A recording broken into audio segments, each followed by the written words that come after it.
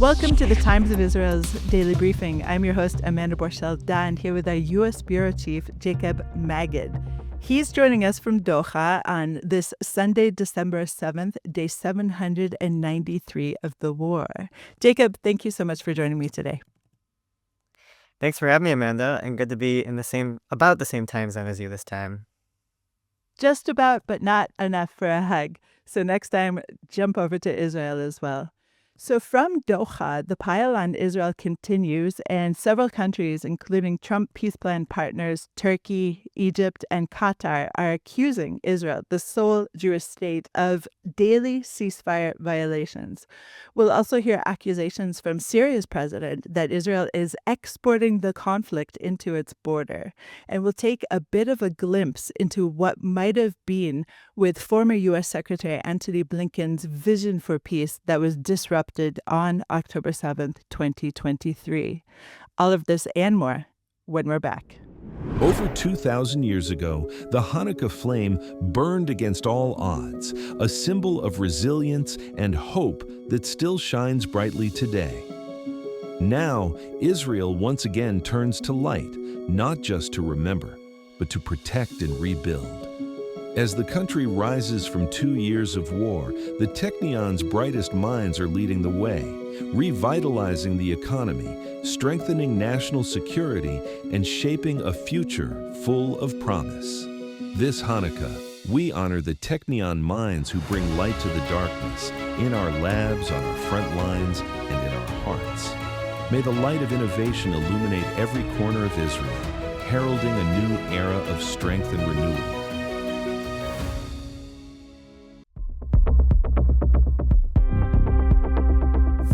And we're back. I'm Amanda Borschel-Dan, here with our U.S. Bureau Chief, Jacob Magid. Hamas and the Red Cross are set to renew their search today for the body of the final Israeli hostage, Master Sergeant Ran Gvili.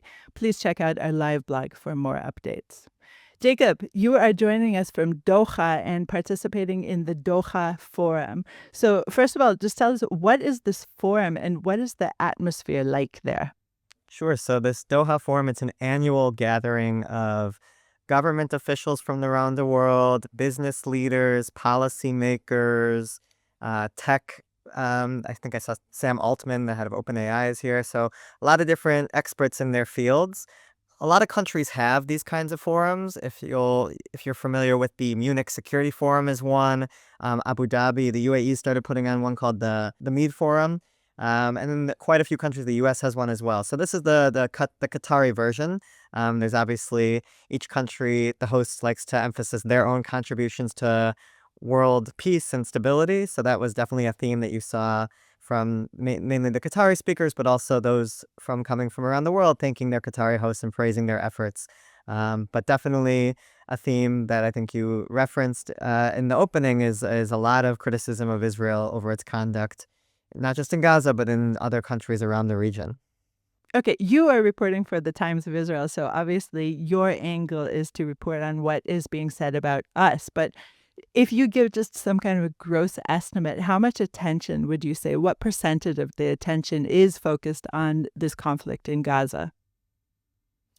That's a good question. I think there have been about 4 or 5 panels out of probably several dozen that have focused on Gaza. So it's not the majority, but I would say it's definitely a plurality that's coming up, and definitely in the main sessions where you have the more prominent world leaders speaking and they're asked about the main issues of the day. And because we're in Qatar, I think the focus of the conflict is more on Gaza and less so on Ukraine, even though there have been plenty of questions. The Foreign Minister of Turkey, who's been involved in some of the mediating between Russia and Ukraine, he's been asked a lot about that. And the EU representatives have also been speaking about that war as well. But if you're talking about Middle East issues, the Gaza war, and then after that, Syria are the ones coming up very much at the top of the list. Okay, so we're hearing from many different leaders and their, subparts, meaning it could be a foreign minister. But in any case, we're hearing from Qatar already, we're hearing from Egypt already, we're hearing from Turkey already, and all of them condemning Israel for daily ceasefire violations. Egypt, of course, saying that it really would like to have the International Stabilization Force in place. Obviously, Egypt is hugely affected by the conflict in Gaza. So tell us a little bit about these different remarks.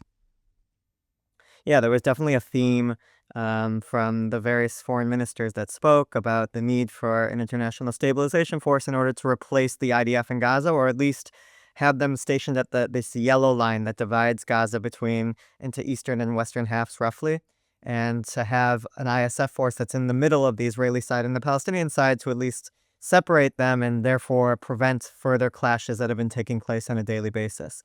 They definitely don't mention the Hamas violations, and they argue that I think it was the Egyptian foreign minister who said that Israel's just simply claiming these things, and there isn't as much proof of it. Whereas there was much more emphasis, of course, on the results of the clashes, where there were many more Palestinians who were killed, many of them being Hamas operatives.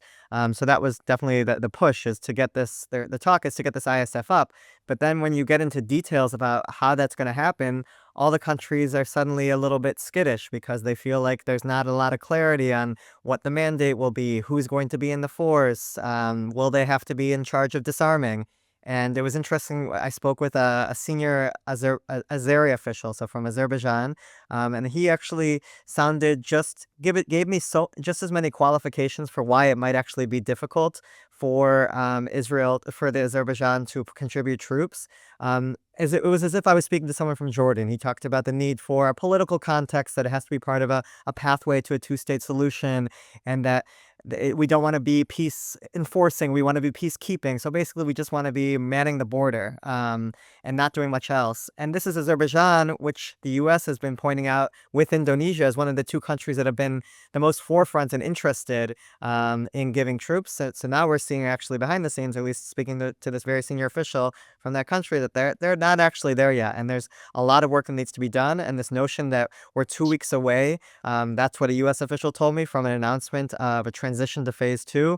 And that's all based on the ability to stand up an ISF. It seems like a real long shot at this point, based off the conversations I'm having on the sidelines here. One of the announcements from the main stage, was from Qatar's prime minister, and he essentially said that he does not believe that the ceasefire is even in effect right now because Israel still controls, as we know, 53% of the Strip. I found that a little puzzling because Qatar is obviously one of the major mediators, and he obviously knew what the plan was, right, for the ceasefire. So how do you explain these comments? I think it's trying to create urgency to get to phase 2, and get the Israeli forces to withdraw from Gaza. He really tried to emphasize that even that phase is all temporary, that the main goal that all these leaders kept talking about is to get to a unified Palestinian territories, Gaza and the West Bank, under the Palestinian Authority. And in order to get there, you need to have first the withdrawal of Israeli troops, the standing up of this ISF, and the border peace. But that's all supposed to just be transitional, only 2 years at most. And then we're getting back to what we're all dreaming to have, as a two-state solution. That's how the leaders of these countries see it. So I think that was kind of his spin on things, is to kind of downplay the current status, to make the parties unsatisfactory with the status quo, so we can get to the next phase where the ISF is there instead of Israel.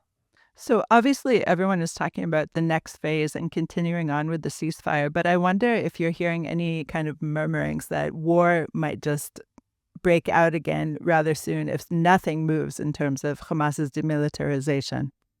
Yeah, I think that is the main concern. And I think it's why, despite the discomfort with the way that the ISF is turning out or what's being asked of them, I think they don't want to disengage completely, because they realize that if they do, they are almost ensuring an Israeli return to war, because Israel's pledging to do so. If Hamas doesn't agree to disarm, then that's what Israel will be the ones to take on that task on its own, using its military force.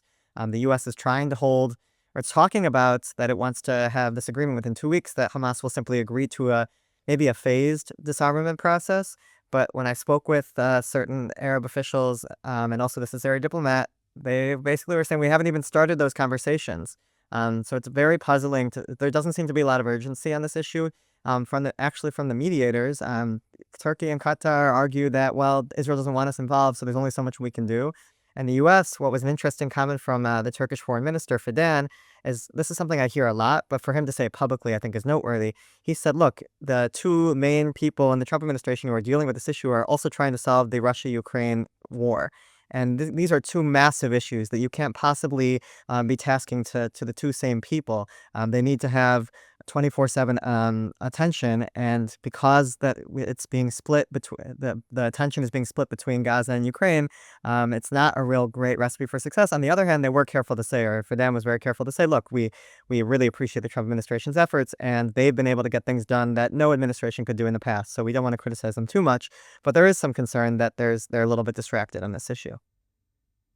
At the same time, Syria's President Ahmed al-Shara is accusing Israel of exporting the conflict to other countries in the region. And he had such a great quote. I'm going to read it out. Israel has become a country that is in a fight against ghosts. Wonderful quote. Now, Syria is super important to the Trump administration, and so I assume that's why he's given such a prominence in terms of this forum. What can you tell us about these accusations and how seriously they're being taken?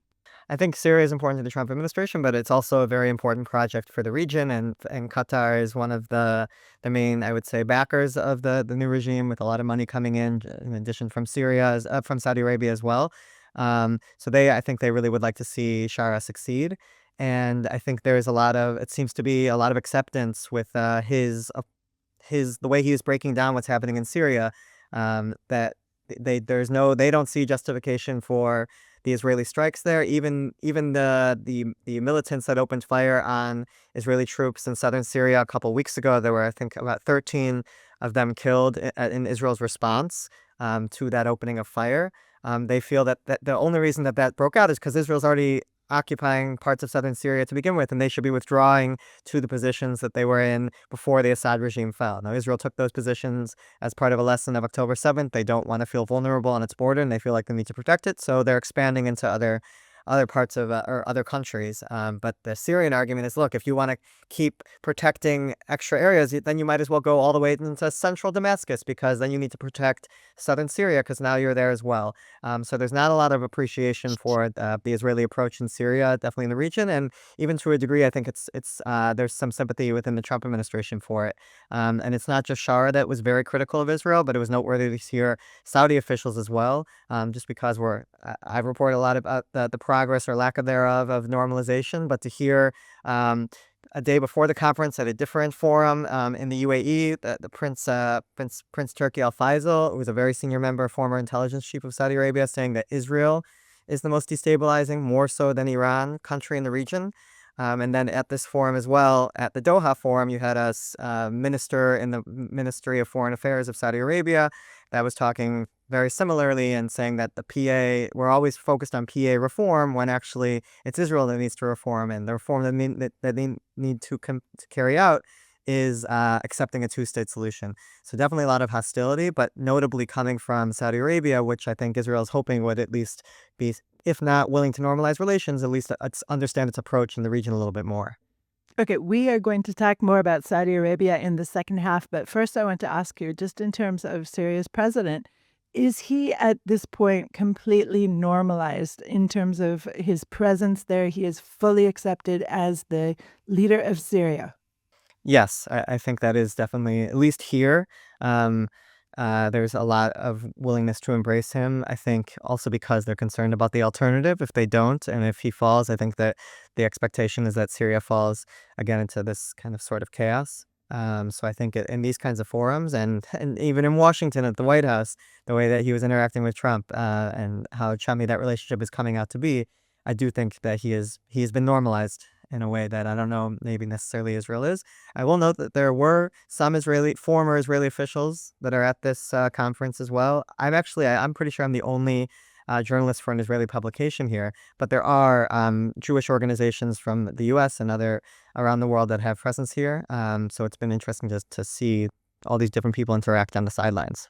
Right. And what can we expect from the forum today? So I would say the main headliners were definitely yesterday. There's a few more main plenary sessions today. None of them that are as much Middle East focused as they were yesterday. But what we do have that I just noticed is a panel about anti-Semitism. and Islamophobia, and combating those two phenomenons.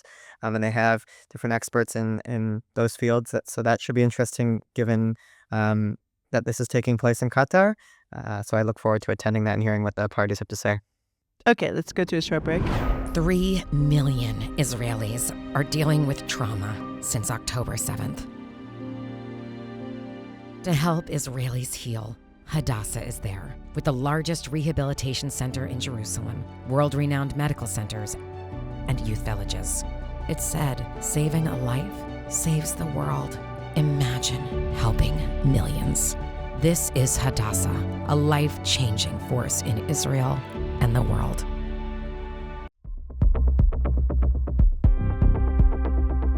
And we're back. I'm Amanda Borschel-Dan here with our U.S. Bureau Chief Jacob Magid, coming to us from Doha. Now, Jacob, I know you have to run, and so we're going to very quickly preview something that we're going to discuss more in depth for our Friday episode, which is now called Laser Focus.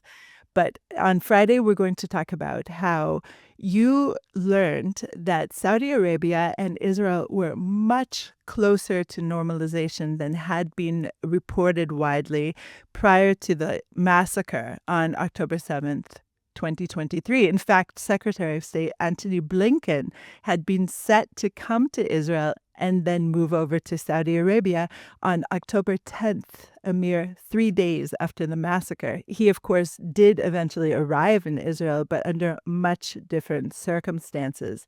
So very, very quickly, just tease for us a little bit about what you learned about this vision from Antony Blinken that never materialized.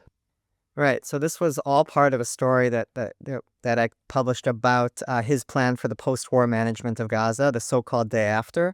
And the story focuses on that, but I guess I could say the window of how I crafted it was through the Saudi normalization negotiations that were happening.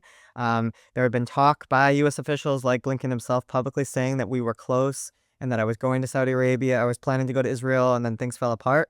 But I didn't really necessarily trust that because there are a lot of officials that want to say that we were close in order to demonstrate that they were doing something. But what I did find is that there was actually a document that the Saudis and the Americans had put together about the Palestinian component of the normalization deal, because this was something that was critical for all sides involved, that yes, that the U.S. was going to be giving Saudi all these goodies in terms of defense guarantees, but in return, Saudis were asking also for some sort of pathway to a Palestinian statehood. It was relatively modest before October 7th, because the way that it's described by U.S. and Saudi officials, or U.S. and Arab officials, is that this wasn't the main focus of MBS. The population wasn't as focused on the conflict. The steps that were mentioned in this document included the idea of transferring parts of Israeli Area C to Area B, meaning more control for the Palestinian Authority in the West Bank. Relatively minor steps. We're not talking about an actual two-state solution tomorrow. But that was what was mentioned in this document, and Israel was aware of this document and was comfortable enough relatively with these discussions. There was still going to be follow-up that was happening in Israel, but actually the foreign ministry crafted this draft document of a normalization agreement between the countries. So things were actually moving along, and then they all fell apart. At least they were shelved for quite a bit of time as a result of October 7th. So I wrote a lot about this plan that Blinken put together afterwards, and hoping how he hoped that would lead to a resumption of those Saudi talks. But time ran out, and Kamala Harris lost the election, and they lost a lot of their leverage, and the plan was basically never fully unveiled until now. In this story, we give a lot of the details that have never been shared before. Okay, Jacob, I am so keen to hear more about this, and we are going to spell it out point by 14 point on our Friday episode. So, Jacob, I know you need to run off to the Doha Forum, and I really, really appreciate you joining me today. Thanks for having me. Thanks for listening to the Times of Israel's Daily Briefing. Please check out another installment tomorrow. This episode was produced by the Podwaves. If you have any questions or comments about this or any other episode, please drop us an email to podcast@timesofisrael.com. Until tomorrow, shalom.